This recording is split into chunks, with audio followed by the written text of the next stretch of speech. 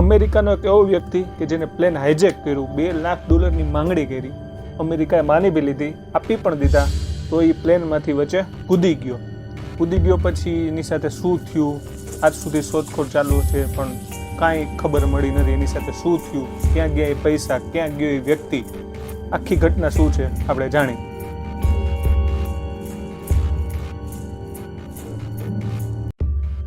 જય શ્રી કૃષ્ણ, જય જલારામ, જય સ્વામિનારાયણ. એક નવા વિડીયોમાં તમારા બધાનું સ્વાગત છે. થંબનેલ ઉપરથી તમને આઈડિયા તો આવી ગયો હશે કે આજની કન્ટેન્ટ શું છે. એક મસ્ત મજાની સ્ટોરી, આપણે નેક્સ્ટ આવી બધી સ્ટોરી તમને કહેતા રહીશું. એક અમેરિકા ઇતિહાસની એક એવી સ્ટોરી કે જે આજ સુધી મિસ્ટ્રી બનીને રહી છે, કે એનું કોઈ બી સબૂત જે પાકા પાયે મળ્યું નથી. બરોબર છે, બહુ મસ્ત કહાની છે, તમને સ્ટાર્ટિંગથી જ મજા આવી જવાની છે. જાજી વાર લગાડવા વગર આપણે સ્ટોરી ઉપર આવી જાય. સ્ટોરી કંઈક એવી છે કે વાત છે 24 નવેમ્બર 1971ની, બરાબર છે, આજથી ઘણા વર્ષો પહેલાંની. બરાબર છે, અમેરિકાના પોર્ટલેન્ડ શહેરના એરપોર્ટ ઉપર એક વ્યક્તિ આવે છે, બરાબર, અને પછી કાઉન્ટર ઉપરથી એ સિયાટલ જવા માટેની, સિયાટલ અમેરિકાનું એક સિટી છે, ત્યાં જવા માટેની એક ટિકિટ લે છે અને પોતાનું નામ બતાવે છે ડેન કૂપર. બરાબર છે, એની ઉંમર લગભગ 40 વર્ષ અને કાળા વાળ, ભૂરી આંખો, પછી સાથે એને સૂટ પહેર્યો હતો, રેનકોટ પહેર્યો હતો, એક સૂટકેસ હતી, બરાબર છે, અને એ ટિકિટ લઈને પોતાની સીટ જ્યાં હોય છે, બરાબર છે, ત્યાં બેસી જાય છે, લાસ્ટ સીટ ઉપર એ બેસે છે, બરાબર. અને પ્લેન જેવું ટેક ઓફ થાય છે, બરાબર છે, એ ફ્લાઇટ અટેન્ડન્ટને બોલાવે છે કે ભાઈ મને કોલ્ડ ડ્રિંક્સ આપો. એટલે એને કોલ્ડ ડ્રિંક્સ આપે છે થોડીક વાર, બરાબર છે, અને ધીરે ધીરે ફ્લાઇટ એના ડેસ્ટિનેશન ઉપર આગળ જાય છે. અને એ ફ્લાઇટમાં યાત્રીઓ અને ક્રૂ મેમ્બર સહિત ટોટલ 42 લોકો હોય છે. હવે બપોરના અંદાજે 2 વાગ્યા હોય છે, બરાબર છે. ટેક ઓફને થોડીક જ વાર હજી થઈ હોય છે. એ વ્યક્તિ જે ડેન કૂપર એનું નામ છે, એ પાછી ફ્લાઇટ અટેન્ડન્ટને બોલાવે છે, બરાબર છે, અને એના હાથમાં એક ચિઠ્ઠી આપે છે. પહેલાં તો એર હોસ્ટેસ એ ચિઠ્ઠીને ઇગ્નોર કરે છે. એને એમ થાય છે કે ભાઈ આ વ્યક્તિ મજાક કરે છે કે ફ્લર્ટ કરે છે, જે કાંઈ, એટલે ઇગ્નોર કરે છે. એટલે આ વસ્તુ ત્યાં પછી ડેન કૂપર એને પાછી બોલાવે છે કે ભાઈ મેં જે તમને ચિઠ્ઠી આપી છે એ તમે ઓપન કરો અને રીડ કરો કે એમાં શું છે, અને પોતાની પાસે બેસાડે છે, બરાબર છે. એટલે એ ફ્લાઇટ અટેન્ડન્ટ એ ચિઠ્ઠી વાંચે છે, ખોલે છે, એમાં લખ્યું હોય છે મારી પાસે બોમ્બ છે. એટલે પહેલાં તો એ ફ્લાઇટ અટેન્ડન્ટ વાંચીને થોડીક આમ શોક થઈ જાય છે કે શું છે ખરેખર. પછી વ્યક્તિ એની સૂટકેસ જેની પાસે હોય છે ઓપન કરીને એને બોમ્બ દેખાડે છે, અને ખરેખર એમાં બોમ્બ હોય છે, બરાબર છે. હવે તમને એમ થતું હશે કે પ્લેનમાં કોઈ બોમ્બ લઈને કઈ રીતે આવે, ચેકિંગ નહીં થયું હોય એવી અમેરિકા જેવા સિટીમાં. તો આ વાત ઘણા વર્ષો પહેલાંની છે, તો એ ટાઈમે એવું કોઈ ખાસ ચેકિંગ થતું ન હતું, બરાબર છે. એટલે કાંઈ એવું શક્ય બન્યું નહીં અને એ વ્યક્તિ બોમ્બ લઈને અંદર આવી ગયો.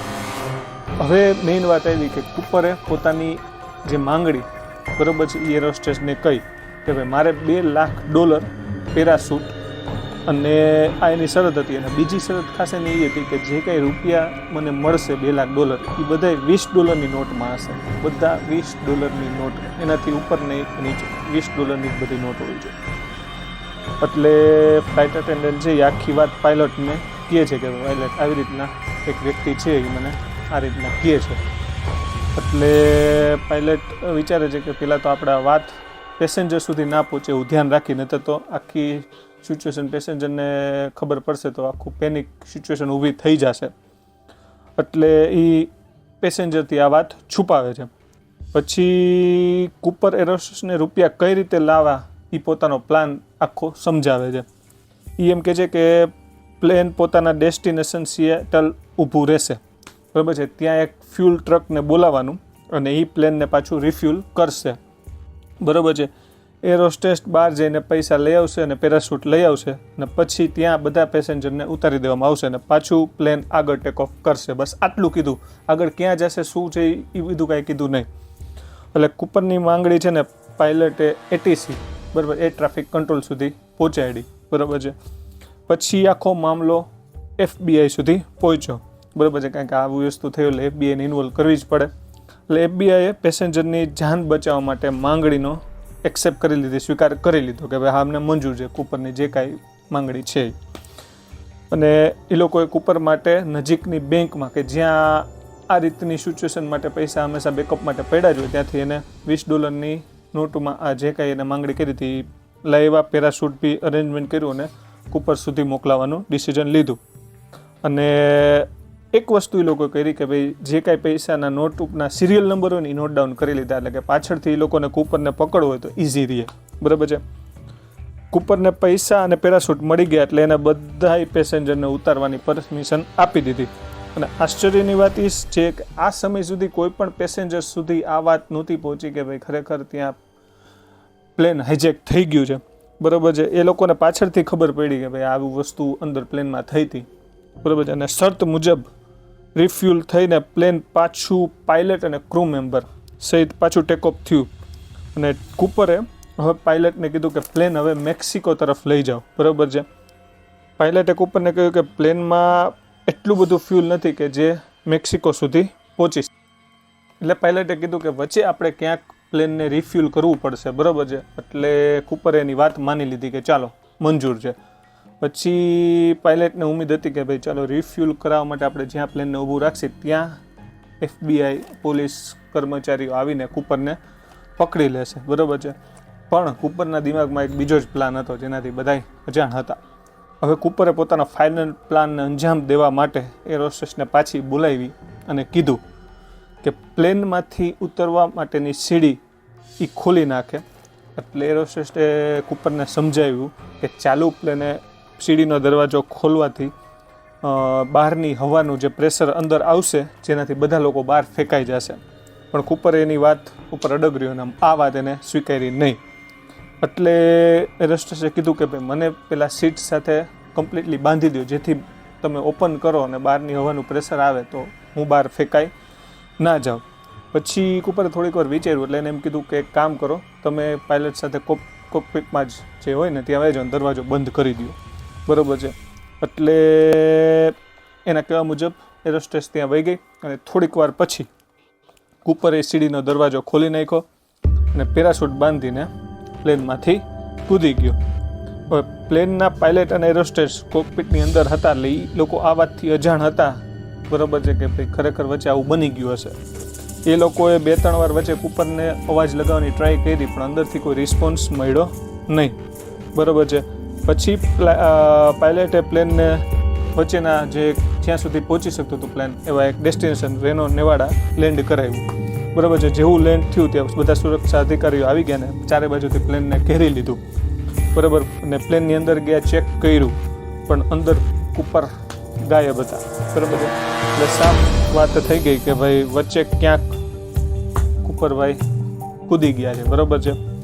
હવે સવાલ એ હતો કે ભાઈ ક્યાં કૂદ્યો છે. બરાબર છે. કૂપરે કઈ જગ્યાએથી છલાંગ લગાવી, ક્યાં હતું પ્લેન? તો એર હોસ્ટેસ અને પાયલોટના કહેવા મુજબ કે 8:10 બહારથી હવાનું પ્રેશર પ્લેનમાં આવ્યું હોય ને એવું સિગ્નલ અમને મળ્યું હતું. કે એનો મતલબ એ ત્યારે જ થાય કે જ્યારે વચ્ચે ફ્લાઇટ ચાલુ હોય દરમિયાન કોઈ દરવાજો ઓપન કરે. બરાબર છે. તો એનો મતલબ એ સાફ થયો કે ભાઈ 8:10 કૂપરે પ્લેનમાંથી છલાંગ લગાવી. બરાબર છે. તો એ આઈડિયા લઈને FBIએ 50 કિલોમીટરના એરિયામાં આખી શોધખોળ કરવાની ચાલુ કરી દીધી. હાઇજેકરે પોતાનું નામ ડેન કૂપર કીધું હતું. હવે જે ખરેખર સાચું હતું કે ખોટું એ બી ખબર નથી. પછી કૂપરના ફિંગરપ્રિન્ટ FBIએ ઉઠાવ્યા. બરાબર છે. એનાથી બી કાંઈ ઓળખાણ થઈ ના શકી.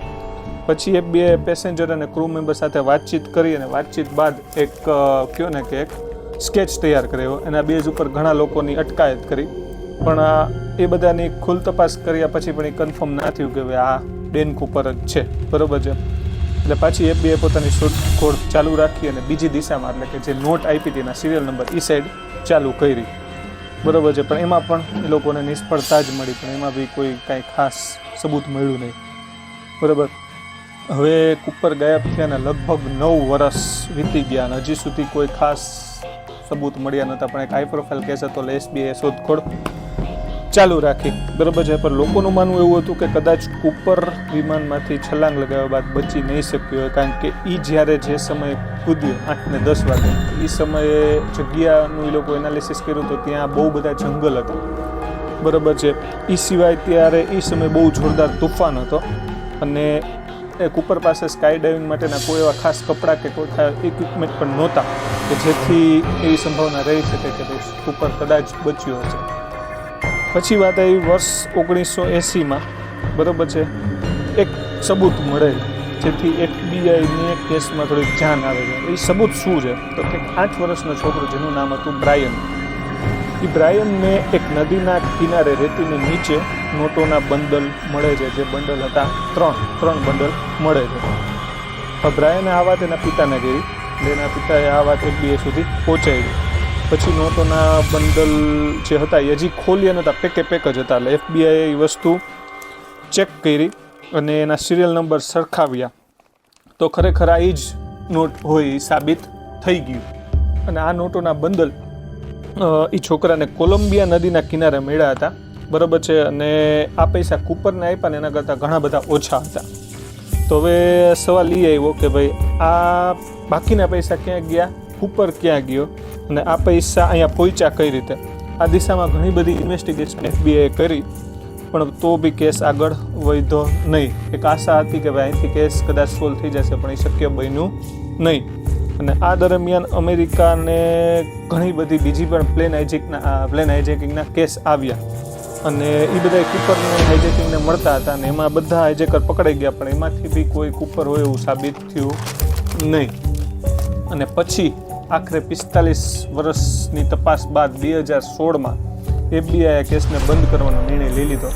કારણ કે કેટલી બધી એમ કહ્યું ને મહેનત બાદથી આ કેસ સોલ્વ થાય એવો નહોતો. અને અમેરિકા ઇતિહાસનો એક એવો કેસ નીકળેલો જેને FBI સોલ્વ ના કરી શકે, બરાબર છે. અને આજ સુધી કોઈને ખબર નથી કે આખરે ઉપર જીવતો હશે કે નહીં, અને બાકીના પૈસા ક્યાં છે. આજની સ્ટોરી તમને કેવી લાગી અને કોને આ સ્ટોરી પહેલેથી સાંભળેલી છે એ ખાસ કોમેન્ટમાં કહેજો. અને આવી જ બીજી સ્ટોરી સાંભળવી હોય તો આપણી ચેનલને લાઈક શેર સબસ્ક્રાઈબ કરતા રહેજો અને કોમેન્ટ કરવાનું ભૂલતા નહીં. અને ખરેખર મસ્ત કેસ હતો આખો, બરાબર છે, જે આજ સુધી અનસોલ્વ છે, હજી સોલ્વ થયો નથી, બરાબર છે. મળીએ નવા વિડીયોમાં. જય સ્વામિનારાયણ.